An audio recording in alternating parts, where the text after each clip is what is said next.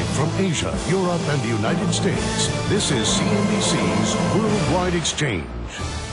I'm Maura Fogarty. In Asia, the Bank of Japan cuts its key rate to almost zero and plans to buy commercial debt to help ease credit crunch in companies. And let's just get European equities fall at the open with sinking oil and metal prices hitting heavyweight mining and energy stocks. And I'm Brian Shackman here in the U.S. Reports are that General Motors and Chrysler could be close to securing emergency loans from the government as early as today.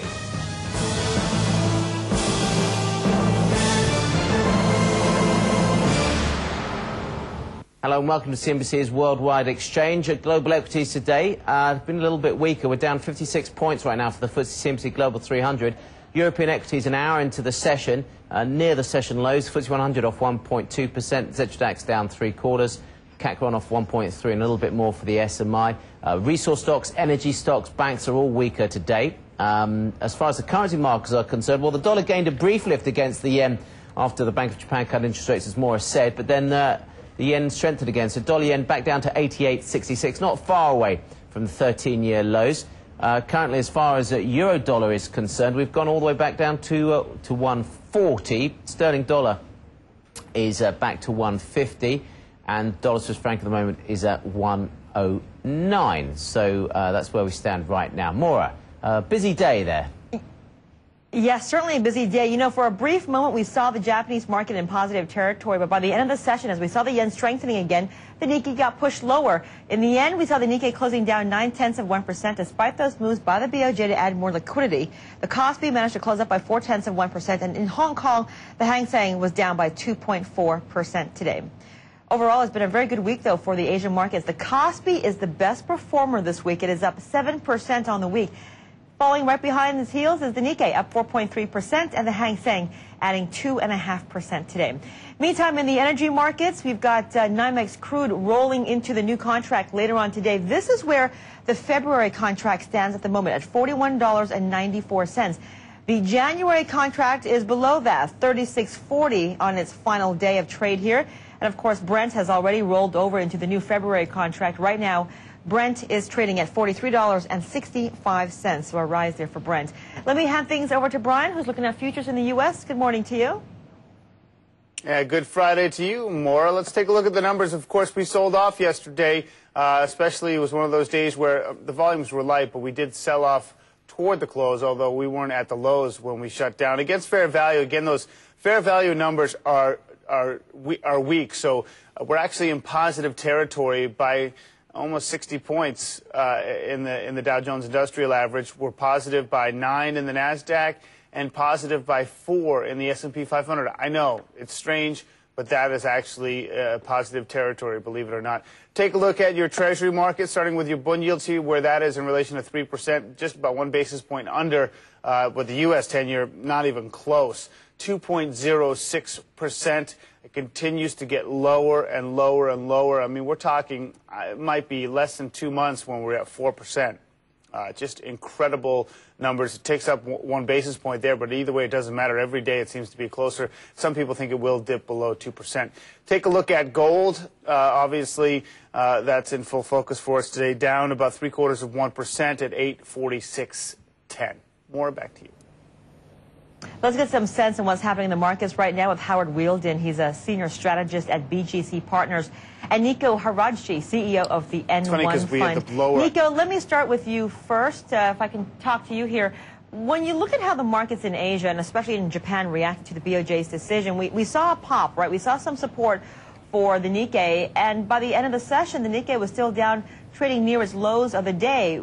The yen continued strengthening as well. How do you interpret these results or the reaction of the equity markets and the currency markets to what the BOJ has done? Well, first of all, good morning from London. In terms of what happened in Japan, I think it is very, very difficult to have any good explanations for what is happening right now. I think that the Japanese economy or the investors there, they're just as scared as the global investors are. And even though the BOJ, they came out and lowered the interest rate, which was anticipated, I don't believe that there's a lot of investors' confidence in the Japanese equity market. And we also saw earlier this week from the Tankan report that investor sentiment is the lowest that we've seen in 34 years. So I think that the Japanese economy just left deflation behind after almost being in deflation in 15 years in the third quarter of 2006. But that was a time when we were seeing the rest of the global economy being so strong and Japan having such an export boom. And taking that away, and now with the strong yen, I don't think there's a lot of confidence left. Howard, what are your thoughts on the Japanese markets and how they've, or the global markets, how they've reacted to these rate cuts that we've seen and these measures to boost more liquidity heading towards, if not in, quantitative easing right now? Well, yes, quantitative easing, it's a lovely expression. It's a fairly modern term, and it's generally perceived as printing money, which to a great extent, it essentially is. Japan has spent more years in decline in the last 15 than it has in terms of growth. Japan has also suffered from the growth of its neighbour, China. I don't think, and I agree very much with the sentiments of your previous speaker, that markets can be enticed to believe that a small movement down in Japanese rates will actually make any difference. But of course, of necessity, they have to do it. I mean, the interest rate weapon is running now on very low levels of gas. So the quantitative easing method, the pouring money, the throwing money at it is the way out. But I think within that, we've also got to look more at what central banks can do and what governments can do in terms of getting the whole banking structure to carry out its part of the bargain better. And now there's a lot of issues out there where there's a lot of concern about bank recapitalisation necessity, i.e. what's been done may not be enough. Leave that aside. I think they have to entice banks to lend by literally undercovering the greater extent of the new debt requirements that are required to keep industry, commerce, companies, small and large, going. And Nico, there's been a number of reports out yesterday. The Times wrote about it today in London about whether the Japanese government would again resort to actually buying stocks again. I mean, they've done it before, of course, off the banks to get stocks. Do you think they will? I mean, there's talk they're putting a big fund together. Do you think they will follow through with that sort of idea? I mean, we have seen in the past that the BOJ, they come out and they actually put money into the markets and intervene both in the currency markets and in the equity markets. I think that the BOJ, or also if you look at the Japanese investors and the pension funds and the corporates, they have, is if you compare it to the US, a lot of money on the sidelines. They still have the cash to put it in. So if BOJ comes out and do it, they could maybe motivate companies, investors to pour money in. But then again, and this is firmly what we believe, you've seen a declining stock equity market in Japan for the better of 20 years. And I don't really think that boosting up the equity market short term is going to regain the confidence of investors. Howard, meanwhile, we're in this environment where the spenders are retrenching and having to become savers. How do we get the savers in Germany and Japan to become spenders? I mean, is that actually how do we get that? Is that what we need for the world economy? Well, in Japan, I think yes, that's a very interesting question, because in Japan the answer to that is yes. In Germany, the answer to that isn't necessarily quite such an extensive yes. Germany's got it's an interesting place to be. I mean, it's still got a fairly decent manufacturing industry, of course, and so has Japan. So they share that. They share that in common. But Germany's at the heavier end, whereas Japan's at the lighter and medium end. In other words, in terms of volume, Japan is much greater, and thus it is far more greatly affected by the depths of the global recession today.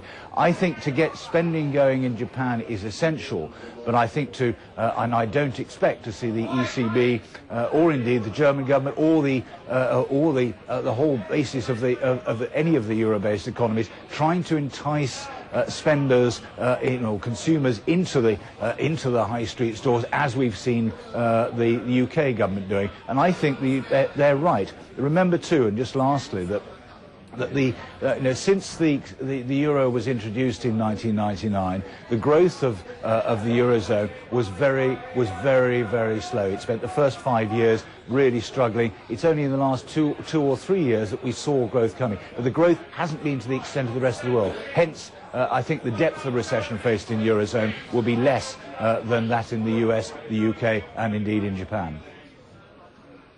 Nicu, how do you characterize the situation in the U.S. in the context of this conversation, especially considering there might be upward of $1 trillion in fiscal stimulus coming up in '09?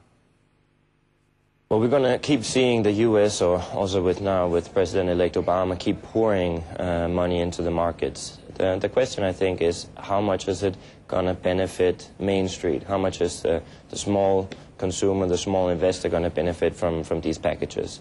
I think that now that we've seen that the Fed, they don't have much more room to ease interest rates, and we fear that the Bernanke is leading the strongest economy in the world into deflation. Now, just some investors might think deflation is a good thing because we're going to see lower prices on the general level in a weak economy. However, what investors are forgetting is that if we're going to see lower prices, we're going to see lower wages, and that means it's going to be much harder for borrowers, both consumers and corporates, to pay back their debt.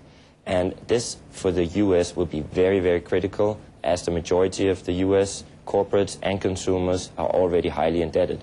And if you compare that to Japan, Japan also had this long recession, but they had much stronger savings than the U.S. So we hope that this fiscal package will help, but we fear the worst. You know, it's interesting, Howard, and you can touch on that when it comes to the fiscal stimulus. Obviously, we're going to have to issue more debt in the U.S., and eventually, or maybe not, at some point, you got to pay for that. It just seems that all the debt issues we have with the consumer today, we're just going to pass it on to the following generations. Well, that's true. You could argue, of course, and I agree with all your sentiments, but you could argue, of course, we've lived with extensive U.S. debt for many generations, and although it's rising and rising at the fastest levels we've ever seen, we can adapt and cope with that. But you're right. The underlying sentiment has to be we have to adapt and change, and I think the whole shift of economic power base from west to east will partly over the next generation have to reflect that. We have to adjust our culture. We have to learn to save rather than borrow. But you can't do these things overnight. Governments and central banks are absolutely right to try and get the system kick-started into movement again. Then we have to think about how we're going to pay it back. They have to think about that. Clearly, taxation will have to rise, but it can't rise at high percentage levels. It has to be a slow process. And of course, if the economies start to grow again through what they're doing now, then the situation and the ability to pay down that extensive rising debt is there. We're throwing a pack of cards into the air at the moment. There are no answers to it. It's no use being. It's very easy to be very gloomy and say the system is going to completely break down and get worse. It may do, but on the other hand, let's give the U.S. government, let's give the European governments and all the others some level of credence here that they're doing what they can. It's a slow but sure process, and it may just work. Howard, thanks so much for joining us today. Howard Wielden, Senior Strategist at BJC Partners. Also thanks to Nicu Harajchi, CEO at N1 Fund. Let me flesh out some more details of what the Bank of Japan did today. The central bank there unveiled a three-step action plan to shore up its economy, which is now described as worsening. The Bank of Japan cut its overnight call rate by 20 basis points down to 0.1%, putting it at its lowest level since 2006.